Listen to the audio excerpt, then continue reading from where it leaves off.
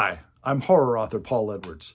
Tonight I'm watching Hide and Seek from 2005, starring Robert De Niro. If you are older than I am, you probably know Robert De Niro best as having played the troubled young man in the 1970s film Taxi Driver. If you're younger than I am, you probably know Robert De Niro best as one of Hollywood's most outspoken critics of President Trump. But if you're exactly my age, no younger, no older, you probably know Robert De Niro best from the Bananarama song. Remember that one? Robert De Niro's Waiting? Well, Google it. Anyway, Robert De Niro plays a psychologist whose wife has recently died from suicide. And he has a young daughter who's about 8 or 9 years old. And he realizes that his daughter is having serious psychological problems as a result of her mother's death. So he decides that he's going to make a fresh start by moving with his daughter to a new town. They're moving to, quote unquote, upstate New York, although I happen to live in upstate New York, and I'll tell you that being 1 hour north of New York City is not considered upstate, but I can see how someone living in New York City might call it that, so I guess I'll let that slide. But he and his daughter moved to a more rural community, and they meet some people who on the surface seem nice, but might possibly have something suspect about them.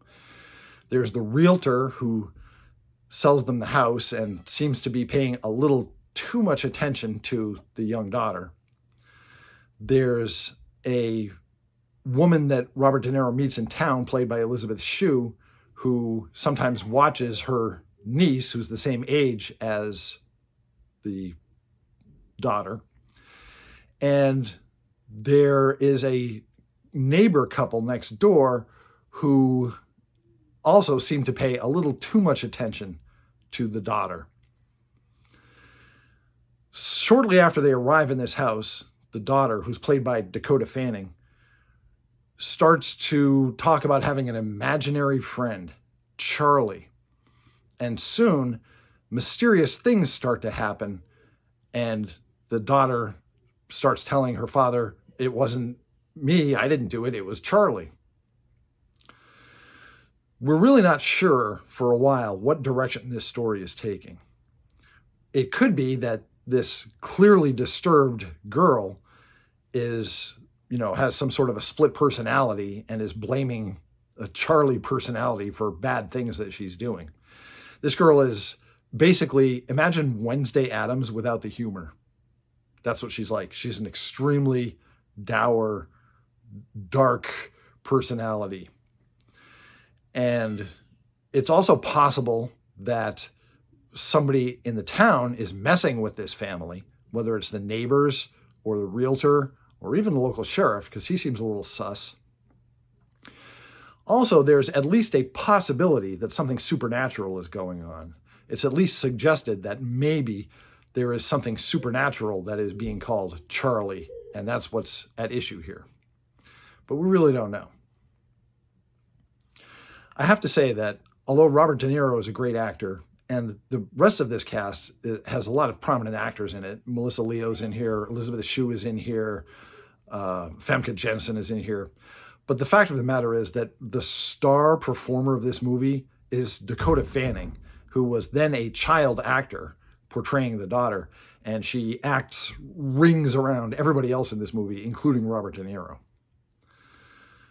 So I won't spoil, of course, what the solution to this is, but it's clear that there's a mental health concern for at least one character, if not more.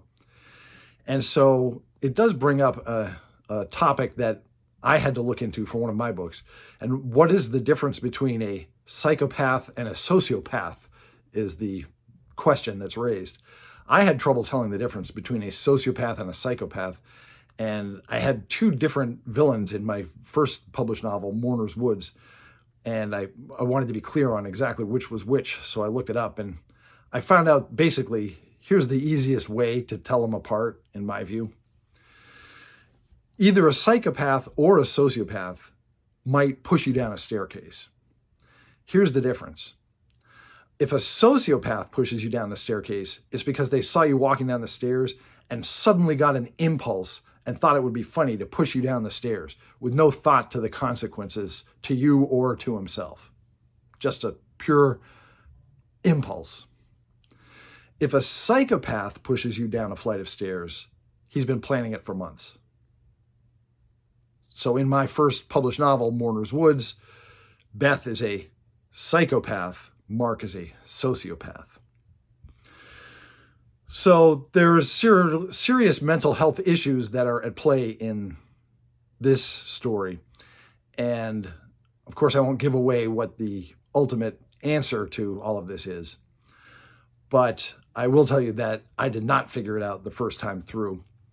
And when the solution was made clear to the audience, you were like, yeah, okay, well, this has been done before, but still they do a pretty good job of it in this film.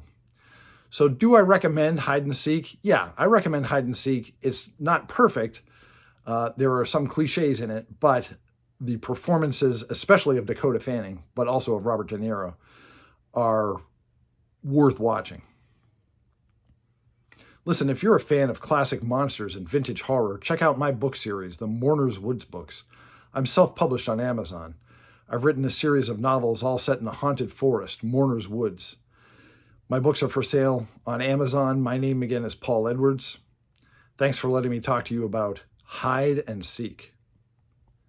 I'll see you in Mourners Woods.